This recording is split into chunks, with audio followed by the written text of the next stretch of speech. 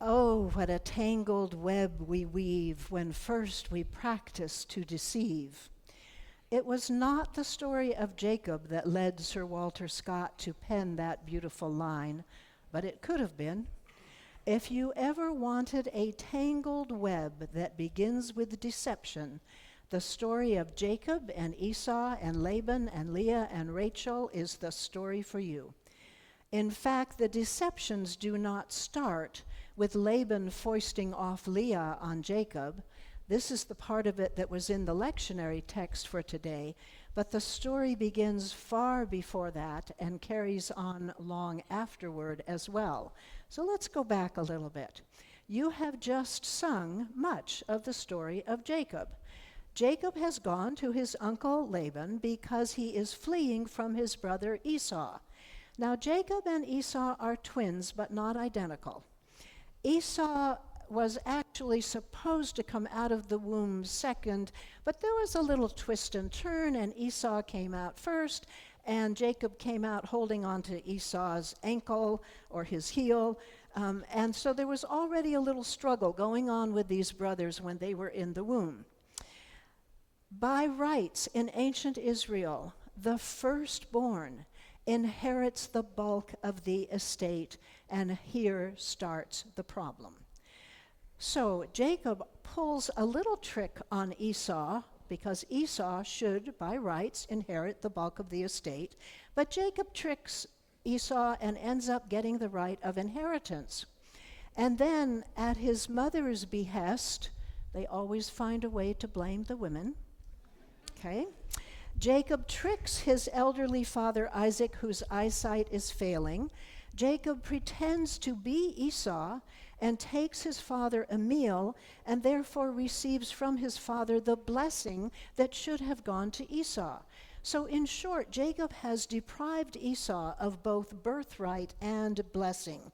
When Esau discovers this, he is furious and he vows to kill Jacob. So Jacob flees to his mother's brother Laban. And there he spies the beautiful Rachel, falls in love at first sight, and we enter the part of the story that is our text for today. Jacob offers to work 7 years in order to have Rachel for his bride. Laban agrees. Jacob keeps his end of the bargain, but at the end of 7 years, on what should have been his wedding day with Rachel, Uncle Laban gets Jacob drunk and sends not Rachel but Leah into him, and Jacob lies with her, and she, instead of Rachel, becomes his bride. "Why did you do this to me?" cries Jacob. The answer? Very simply, the older daughter is not yet married, and it is not proper in ancient Israel for the younger daughter to marry first. When Jacob protests, Laban says, "Okay, you can have Rachel as well as Leah, but you have to work for me another 7 years." Jacob agrees and now has both sisters, who, by the way, are his cousins, as his wives. Okay? Anybody lost yet? At this point, God enters the picture. Leah, the one that Jacob didn't love, gets pregnant, not just once, but over and over, bearing one son after another. Now, the bearing of sons is crucial in ancient Israelite society. It was a terrible thing for a woman to be barren or not able to bear sons. In ancient Israel, a woman's value was very much tied up with her ability to conceive and bear children, especially male heirs. This, of course, remains the case for women in many cultures today. And sadly, Rachel is barren. Rachel is therefore jealous of Leah, who is having one son after another. So in order to have children, Rachel offers her maid Bilhah to Jacob, and yes, Bilhah conceives. Jacob goes into her, and Bilhah conceives and bears a son whom Rachel claims as her own. So much for the rights of servants in ancient Israel, and of course the place of women in general. And by the way, Leah has now stopped bearing children, So Leah takes her maid, Zilpah, and offers her to Jacob, and Jacob goes into her, and sure enough, Zilpah conceives and bears a son, and another one. Jacob is having sex all over the place, and is rolling in sons, but still poor Rachel is barren. And there's another later episode in which Leah does finally conceive again, bear a few more sons, and then finally a daughter named Dinah. Having now served Laban for many years, Jacob asks Laban to permit him to take his wives and children and go find his own homestead. He points out the riches that he has brought to Laban, having increased Laban's flocks manyfold. Laban is reluctant to let Jacob go, but he finally agrees. But Jacob has one more trick up his sleeve. He says to Laban, "Let me take all the spotted lambs and black lambs from the flocks. You can come and look, and if you see any lambs among mine that I've taken that are not spotted, you'll know that I have been dishonest, and you can count those lambs as stolen." The spotted and black lambs would have been considered the inferior lambs of the flock. So Laban agrees to this, but while Laban is gone for a few days, Jacob does some kind of a trick that my genetics training does not help me to understand. And he works with poplar and almond branches that supposedly cause all of the strong sheep to bear speckled and spotted and black lambs. So in fact, the speckled and spotted and black lambs that Jacob is going to take with him are not the inferior ones from the flock, but they are the strongest ones from the flock. And in fact, even this trickery with sheep is not the last trick played on Uncle Laban, for Jacob flees without telling Laban that he is going, and Rachel now joins in the trickery by stealing her father's household goods, her treasure, and when her father comes looking for them, she hides that treasure, where? Underneath her in the saddlebags, claiming that she cannot rise to greet her father because the way of women is upon me. So Laban never recovers his household treasures. He has lost his treasures, he has lost the strongest of the sheep, and Jacob now has the best sheep and all the household treasures as well. Oh, what a tangled web we weave. There are so many deceptions and tricks and twists and turns in this story that it is hard to keep them all straight, and even my favorite mystery writer might not be able to outdo the twists and turns in this tale. But what are we to make of it? Is it just a story from the Old Testament that doesn't matter anymore now that we have a New Testament? Is it cute and quaint but irrelevant? Hardly. Jacob, later in the story, the part that I didn't tell you, wrestles with an angel and becomes Israel. And all those sons who were born to him from these various women become the 12 tribes of Israel. So Jacob is a very important figure in the Bible, and we cannot simply dismiss him. But when we sing, we are climbing Jacob's ladder. What does it mean? Jacob has his dream of the ladder while he is fleeing from Esau. In the dream, he sees a ladder reaching to heaven, angels kind of coming and going up and down the ladder. And in the dream, God promises Jacob that he will have the land on which he now sleeps, that his descendants will fill the earth, and that God will be with him. Since his descendants become the 12 tribes of Israel, this dream would seem to have some bearing on reality, at least in a symbolic way. Remember that here at Parkside, we take the Bible seriously, but not literally. Interestingly, by the way, when Jacob awakes from his dream, he sets up a pillar in that place and promises that if God will do as Jacob dreamt, then Jacob will worship God and give 1/10 of all his possessions back to God.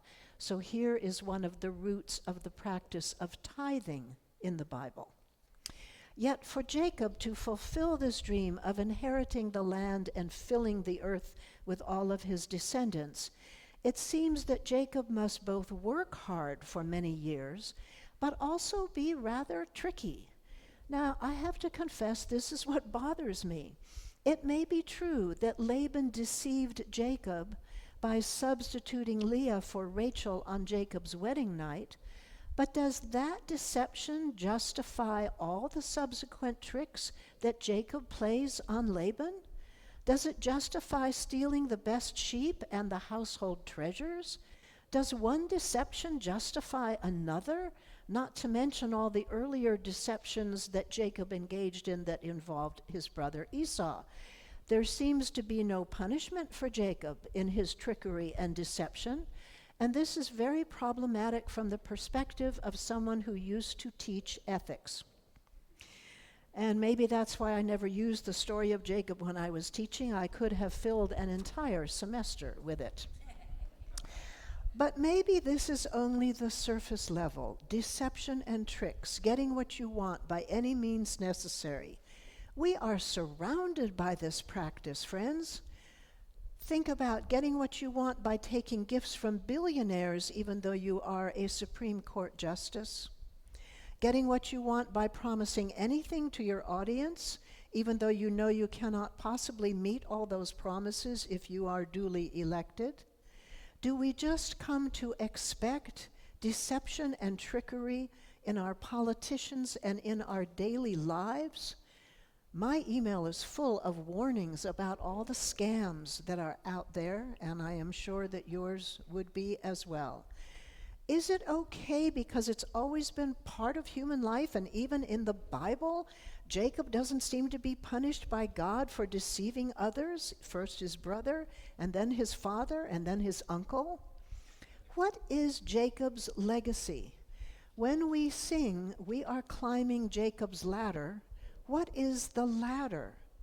The idea of climbing up a ladder to heaven is a time-honored one in theology and ethics. Bernard of Clairvaux had a ladder of virtue and also a ladder of vice because he said he knew more about vice than he did about virtue. So that was the ladder he was more familiar with. What is our ladder? How do we climb? Is our ladder made up of hard work, as indeed Jacob's ladder to heaven might have been, with all those years of hard labor that he did for Laban? Or do we have a ladder made up of tricks and deception, as Jacob also had? As is true of all of us, Jacob is a complex person. On the one hand, willing to work long and hard for something that he loved, Rachel, and on the other hand, willing to muddy the waters of his life with lies and trickery and deception. Is the story of Jacob just a cautionary tale about how even the hardest working people might get fed up and succumb to the temptation to use trickery instead of honest work? To lie on income taxes, for example? Lead us not into temptation, we pray every week when we say the Lord's Prayer. Life is full of temptations, and the temptation to take the easy way out is always with us. The temptation to do unto others not as we would have them do to us, but maybe as we assess they have done to us in the past. You deceived me first, therefore it's okay if I deceive you. You cheated on me first, so I'm going to have an affair now and get back at you. Are we plunged into some kind of situation ethics where lying and deceiving become okay so long as we obtain a good result in the long run? Perhaps there is yet a deeper level to this story. On the surface, we have people deceiving each other to get what they want or to preserve social structures such as the requirement that the older daughter must marry first. But if we push a little deeper, we find ourselves confronted with some very important questions about those social structures, about the role of women, the place of servants. Think of Zilpah and Bilhah, whose children were claimed by other women and whose names have pretty much disappeared from history. The rules of inheritance. Why did the older son inherit so much more than the younger that it became so crucial, the order of birth? Of course, we can understand why children were important in a nomadic or agricultural community where tilling the land and keeping the flocks were crucial and very labor-intensive chores. But not all the social conventions that surrounded that community needed to be the way they were. And so it is also with our social conventions. They can cause injustices and they can be challenged. Finally, there is a positive note that shines through for me in this story. Jacob loves Rachel. It is apparently love at first sight. Immediately, he sets his heart for her. He is willing to endure long, hard years of labor in order to have this love. He is willing to honor the custom that the older daughter must marry first, and he keeps a commitment to Leah as well as to Rachel. But please note that even when Rachel is barren and can give Jacob no heirs, he does not divorce her as he could have done. In ancient Israel, a man could divorce his wife for almost any reason or for no reason at all. When Jesus says, "What God has joined, let no man put asunder," his teaching against divorce is a protection for women, because women had no status unless they were connected to a man, and if the man could just push the woman aside for any and all reason, she lost her social status. So even through all the trickery and lies and deceit, there is this underlying note of love that endures against odds, against long, hard years of labor, against Laban's trick of switching the women on Jacob's wedding night, against all the years that Rachel is barren. So perhaps on the deepest level, this is not a story about lies and sex and deception, and not even a story about social structures and how they treat women and servants and younger sons, but a story about love and its capacity to endure through trials and tribulations and to get creative when necessary. In all the messiness of human life, in all the complexities of human personalities, there is this possibility of a love that endures all and never lets go. We associate this love mostly with God, as in the beautiful hymn that we sang earlier, penned by George Matheson when human love had failed him. He was studying to be a clergyman, and he was engaged. When he went blind, his fiancée abandoned him and broke the engagement, and that is when he wrote this beautiful song. Regina tells me that 99% of the time when someone goes blind, their engagement is broken. That is how difficult it is. But there are instances of such a love that endures all in human life as well. And I think of some of the older couples in this congregation and the love that has sustained them through thick and thin. That love floats above all the messiness of our stories, and it calls us to be the people to whom God promises an inheritance as God promised to Jacob in his dream. Amen.